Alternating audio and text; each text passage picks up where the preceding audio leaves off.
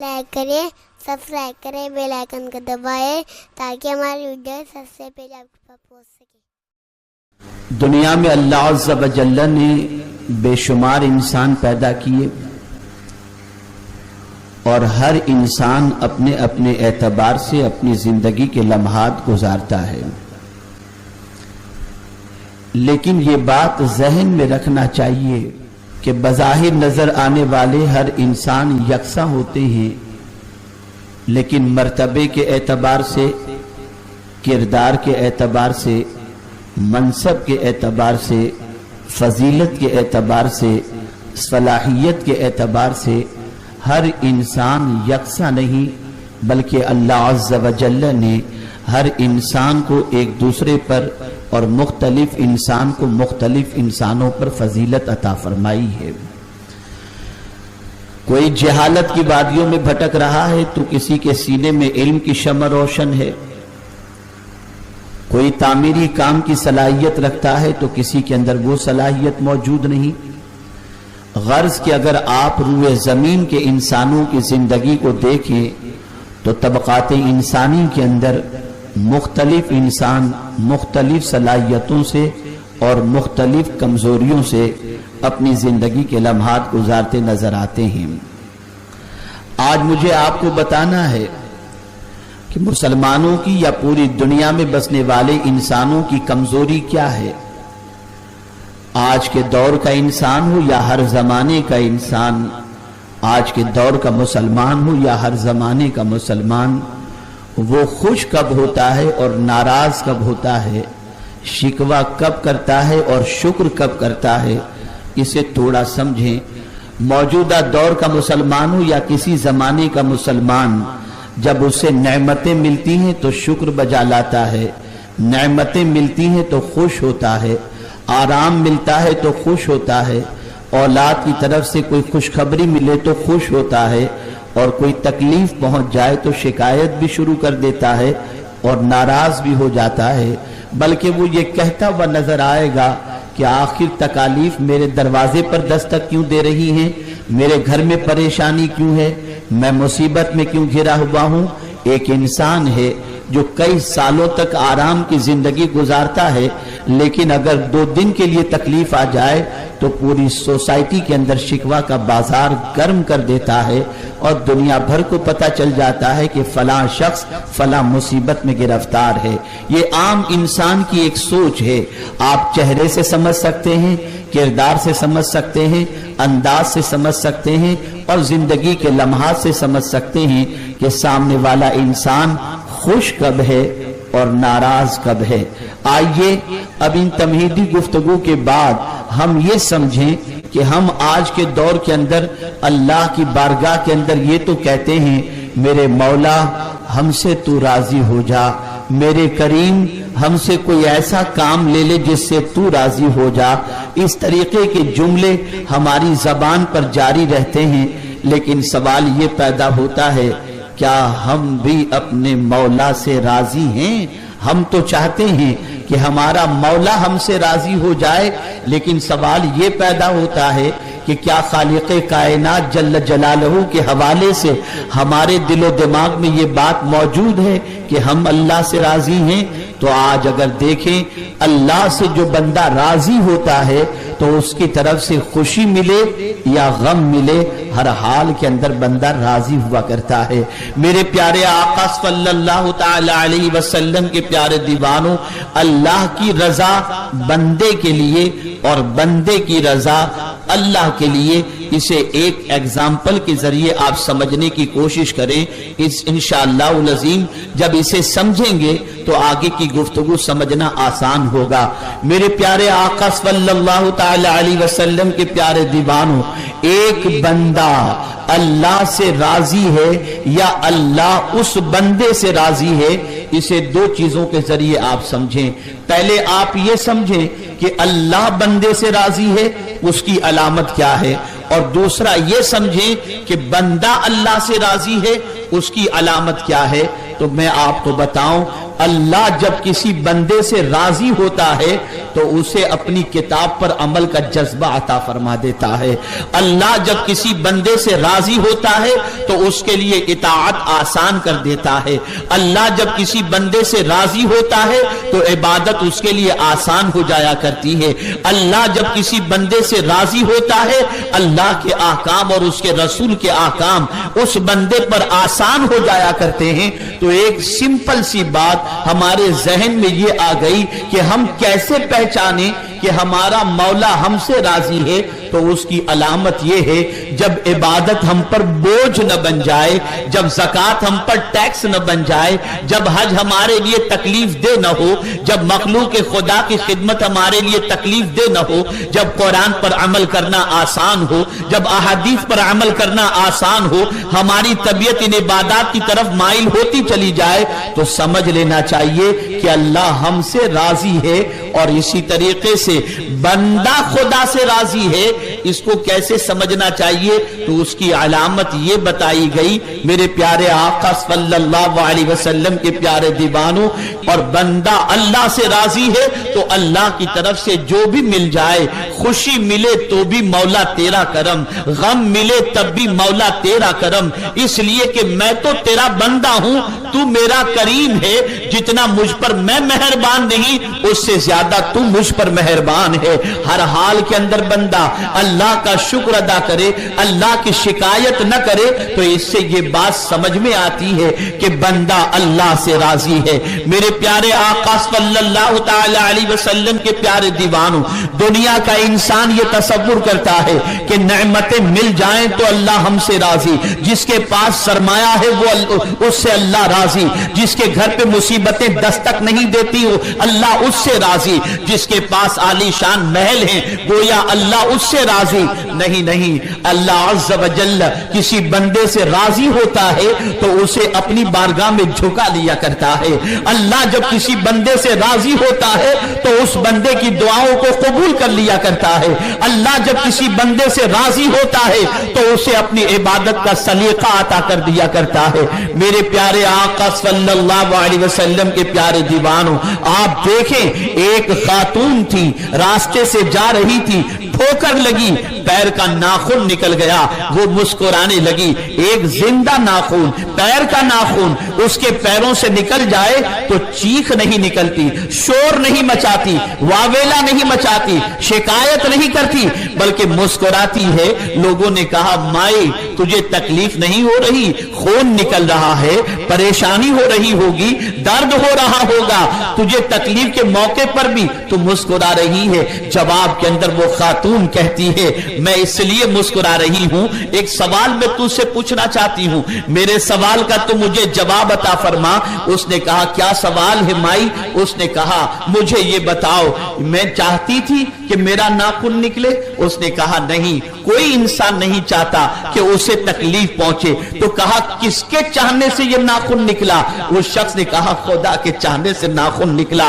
کہا، جب میرا خدا اور اس کی مرضی یہی تھی کہ میرا ناخن نکلے تو میں رو کر کے اس کی شکایت کیوں کروں؟ میں مسکرا کر یہ کہہ رہی ہوں، میرے مولا جس میں تو راضی ہے تیری بندی بھی اسی میں راضی ہے، اسی میں تیری بندی بھی خوش ہے۔ میں نے مسکرا کر میرے مولا کی شکایت نہیں، اس کے فیصلے پر راضی ہوں۔ میں آپ کو آج سمجھانا چاہتا ہوں، آج دل و دماغ کے اندر بات کو نقش کرانا چاہتا ہوں۔ کربلا کا فلسفہ سمجھ میں آئے گا، کربلا کا واقعہ سمجھ میں آئے گا، عظمت امام حسین سمجھ میں آئے گی۔ میرے پیارے آقا صلی اللہ علیہ وسلم کے پیارے دیوانوں، سب سے اونچا مقام ایک بندے کے لیے یہی ہے کہ وہ اللہ کے فیصلے پر راضی رہے۔ اللہ جو فیصلہ فرماتا ہے وہ اپنے بندے کے حق میں صحیح فیصلہ فرماتا ہے۔ میرے پیارے آقا صلی اللہ علیہ وسلم کے پیارے دیوانوں، آئیے سمجھنے کی کوشش کرتے ہیں۔ اللہ اکبر۔ امام عالی مقام علی جدہ علیہ الصلوۃ والسلام سے کسی نے پوچھا، حضرت ابو ذر رضی اللہ المولا تبارک و تعالی عنہ کے اس قول کے سلسلے میں کہ حضرت ابو ذر غفاری رضی اللہ تعالی عنہ نے یہ کہا کہ میں فقر کو، غربت کو، مالداری پر اور بیماری کو صحت پر میں فوقیت دیتا ہوں، فضیلت دیتا ہوں۔ امام حضرت ابو ذر کے اس قول کے سلسلے میں آپ کا اوپینین، آپ کا نظریہ کیا ہے؟ توجہ چاہوں گا۔ امام علی مقام علی جدہ علیہ الصلوۃ والسلام نے فرمایا اللہ ابو ذر پر رحمت نازل فرمائے، لیکن بندے کا معاملہ ہی جدا ہے۔ ابو ذر تو کچھ پسند کرتے ہیں، ان کو غریبی مالداری سے زیادہ محبوب ہے، اور بیماری تندرستی سے زیادہ محبوب ہے، لیکن حسین کا حال تو یہ ہے اسے ہر وہ چیز محبوب ہے جو خدا کی طرف سے مل جائے، اس کی اپنی کوئی پسند ہے ہی نہیں، اس کی پسند تو بس اتنی ہے مولا جو تجھے پسند ہے حسین کو وہی پسند ہے۔ میرے پیارے آقا صلی اللہ تعالی علیہ وسلم کے پیارے دیوانوں، آپ اندازہ لگائیں، اسی لیے آقا کریم رؤوف الرحیم علیہ تحیت و تسلیم بارگاہ سمدیت کے اندر عرض کرتے ہیں اے اللہ، اے میرے کریم، اللہ اکبر۔ رسول اعظم صلی اللہ علیہ وسلم عرض کرتے ہیں میرے کریم، اسألک الرضا بعد القضاء، میں تجھ سے تیری خوشی کا سوال کرتا ہوں اس سے پہلے کہ جو کچھ تو نے میرے لیے فیصلہ فرمایا۔ اللہ نے جو فیصلہ فرمایا اس فیصلے کا ظہور بعد میں ہوتا ہے، اس سے پہلے حضور عرض کرتے ہیں کہ میرے مولا، میں تجھ سے تیری رضا کا سوال کرتا ہوں، اس سلسلے میں جو تو نے فیصلہ فرمایا وہ صادر ہو جائے، وہ وجود میں آ جائے۔ میں ایک سوال پوچھتا ہوں، کیا ہم جانتے ہیں کہ کل ہمارے ساتھ کیا ہونے والا ہے؟ نہیں جانتے۔ ہم 1 گھنٹے کے بعد کے بارے میں جانتے ہیں کہ ہمارے ساتھ کیا ہونے والا ہے؟ نہیں جانتے۔ حضور کا کہنا یہی ہے کہ جو بعد میں میرے سلسلے میں میرے مولا تو نے فیصلہ کیا ہے، تو جو بھی تو نے فیصلہ فرمایا اس فیصلے کے آنے سے پہلے میں تجھ سے تیری خوشی کا سوال کرتا ہوں کہ مولا جو بھی فیصلہ ہو میں اس سے راضی رہوں اور میں اس سے خوش رہوں۔ آپ جانتے ہیں میرے پیارے آقا صلی اللہ تعالی علیہ وسلم کے پیارے دیوانوں، حضرت موسیٰ کلیم اللہ علیہ السلام نے بارگاہ سمدیت میں دعا کی، اے اللہ، تو مجھے ایسے عمل کی ہدایت عطا فرما کہ جب میں وہ عمل کروں تو تم مجھ سے راضی ہو جائے۔ ایسے عمل کی ہدایت فرما کہ جب میں وہ عمل کروں تو تم مجھ سے راضی ہو جائے۔ آواز آتی ہے موسیٰ، تم وہ عمل کرنے کی طاقت نہیں رکھتے۔ حضرت موسیٰ پر کپ کپی تاری ہوئی، سجدے میں گر گئے، رونا شروع کر دیا، تضرع اور زاری کرنا شروع کر دیا۔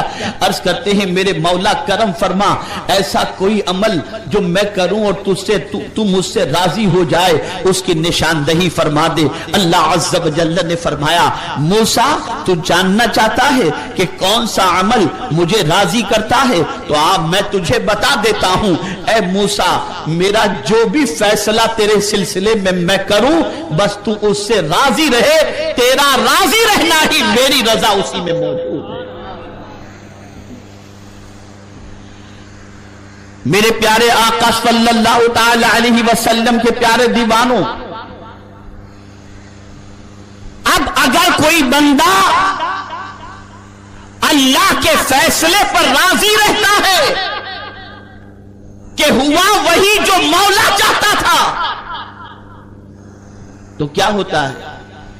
تو حضرت بشر حافی رحمت اللہ تعالی علیہ فرماتے ہیں اس کے دل سے غم نکل جاتا ہے، اس کے دل سے خوف نکل جاتا ہے، اس کے دل سے تکلیف نکل جاتی ہے، اس کے دل سے حزن و ملال نکل جاتا ہے۔ حزن و ملال کب ہوتا ہے؟ جب تم کچھ چاہو اور وہ تمہیں نہ ملے تو تکلیف ہوگی، اللہ اکبر، لیکن تم جب کچھ چاہو ہی نہیں، تم تو وہی چاہو جو مولا چاہتا ہے، تو جو مل جائے اس میں تم کو راحت نصیب ہوگی، اس میں تمہیں سکون نصیب ہوگا، اس میں تجھے اطمینان نصیب ہوگا۔ میرے پیارے آقا صلی اللہ تعالی علیہ وسلم کے پیارے دیوانوں، اب کسی کے ذہن میں کربلا کے منظر کو دیکھ کر یہ خیال آ سکتا ہے کیا پروردگار جل جلالہ اتنی تکلیف میں دیکھ سکتا ہے امام حسین کو، ان کے بچوں کو، ان کے اعوان و انصار کو، ان کے گھر والوں کو اتنی تکالیف کے اندر گرفتار کرنا یہ پروردگار دیکھ سکتا ہے؟ تو میں آپ کو بتاؤں، اللہ عز و جل اپنی شان خود بیان فرماتا ہے، یرید اللہ بکم اليسر ولا یرید بکم العسر، اللہ تمہیں تکلیف دینا نہیں چاہتا، اللہ عز و جل تمہیں راحت دینا چاہتا ہے، وہ تمہارے لیے آسانی کا ارادہ کرتا ہے، تکلیف کا نہیں۔ اب سوال یہ پیدا ہوتا ہے، یہ کربلا کا منظر کیا تھا، یہ کربلا کی کیفیت کیا تھی، یہ کربلا کا واقعہ کیا تھا؟ کربلا میں پروردگار اپنے بندوں کو امام کا کون سا مرتبہ دکھانا چاہتا تھا کہ ذرا دیکھو یہ نواز رسول حسین ہیں، ذرا دیکھو یہ تاجدار کربلا ہیں۔ اللہ اکبر، اتنی آزمائش کربلا میں ہو رہی ہے، لیکن آپ پوری تاریخ اٹھا کر کے دیکھو، کوئی بھی تقریر کرنے والا، کوئی بھی تاریخ کربلا بیان کرنے والا یہ کہتا ہوا نظر نہیں آئے گا کہ حسین نے کربلا میں یہ کہا ہو، اے اللہ اس تکلیف سے بچا لے، اس آزمائش سے بچا لے، اس پریشانی سے بچا لے۔ نہیں، بلکہ آپ تاریخ اٹھا کر کے دیکھو، جب رسول اعظم صلی اللہ علیہ وسلم کے یہ نواسے مدینہ منورہ سے مکہ مکرمہ پہنچے اور مکہ مکرمہ میں کوفیوں کے خطوط آنے لگے، امام حسین نے جب ارادہ کیا تو اس وقت مکے میں موجود صحابہ نے امام حسین سے کہا، حسین کربلا جانے کی ضرورت نہیں، کوفہ جانے کی ضرورت نہیں، کوفہ کی سرزمین والوں نے پہلے تمہارے بھائی امام حسن سے بے وفائی کی تھی، مولا علی تمہارے والد سے بے وفائی کی تھی، اس لیے اس زمین والوں پر بھروسہ نہ کرنا۔ تو قربان جائیے، میرے امام نے یہی کہا تھا، خطوط جو آئے ہیں اس میں لکھا گیا ہے، حسین اگر تم یہاں پر نہیں آئے اور ہماری ہدایت کا راستہ ہمیں نہیں بتایا تو ہم قیامت میں رسول اعظم کی بارگاہ میں تمہاری کمپلین کریں گے کہ ہم تو باطل سے بچنا چاہتے تھے، یزید سے بچنا چاہتے تھے، حسین کی بیعت کرنا چاہتے تھے، لیکن حسین آئے نہیں، اس لیے ہم نے باطل کے ہاتھ میں ہاتھ دے دیا۔ امام حسین جانتے تھے کہ اللہ کا فیصلہ یہی ہے، اللہ کی مرضی یہی ہے کہ میں حق کے لیے دعوت دینے والے کی دعوت کو قبول کروں اور اسے گمراہی سے بچانے کی کوشش کروں۔ سوال یہ پیدا ہوتا ہے، کیا تخت و تاج کے لیے حسین گئے تھے؟ کیا مال و زر کے لیے حسین گئے تھے؟ کیا امام حسین اقتدار کے لیے گئے تھے؟ جاتا وہ ہے جس کے اقتدار کی لالچ میں جاتا وہ ہے جس کے پاس اقتدار نہ ہو، اقتدار کی لالچ میں جاتا وہ ہے جس کے پاس اقتدار موجود نہ ہو۔ امام حسین کے پاس تو اللہ کے رسول نے وہ اقتدار دے دیا تھا کہ دنیا کا عارضی اقتدار ہی نہیں، نوجوانان جنت کا سردار کہہ کر اللہ کے رسول نے قیامت کا بہت بڑا اقتدار امام حسین کو اللہ کے رسول نے عطا فرما دیا۔ اقتدار کی لالچ میں نہیں گئے تھے، تخت و تاج کی لالچ میں نہیں گئے تھے، دولت و ثروت کی لالچ میں نہیں گئے تھے، گئے تھے ایک ہی لالچ تھی، اور وہ یہ ہے کہ خدا کے بھٹکے ہوئے بندوں کو اور پریشان بندوں کو جنت کا راستہ دکھا دیا جائے، ان کے ایمان کے تحفظ کا اہتمام کیا جائے۔ لیکن وہ جانتے تھے کہ ممکن ہے کہ وہاں پر کوئی حادثہ بھی پیش آ جائے، اس لیے کہ وہاں والوں کی بے وفائی بھی مشہور، اور کربلا کی زمین پر امام حسین کا شہید ہونے والا معاملہ بھی مشہور تھا۔ لیکن امام موت کی پرواہ نہیں کرتے، امام اپنی جان کی پرواہ نہیں کرتے، بلکہ دیکھتے ہیں تو ایک ہی چیز کہ نبی کا دین لوگوں کے سینوں میں کس طریقے سے محفوظ رہے، اس کے لیے امام نے سفر کا عزم مصمم کیا، پورے اہتمام کے ساتھ، پوری احتیاط کے ساتھ، جو کچھ بھی امام حسین کو صحابہ نے مشورہ دیا، ان مشوروں کو سامنے رکھتے ہوئے حضرت مسلم بن عقیل کو پہلے بھیجا، پھر ان کے خط کے آنے کے بعد امام نے ارادہ بنایا۔ ہمارے ویڈیو کو لائک شیئر ضرور کریے۔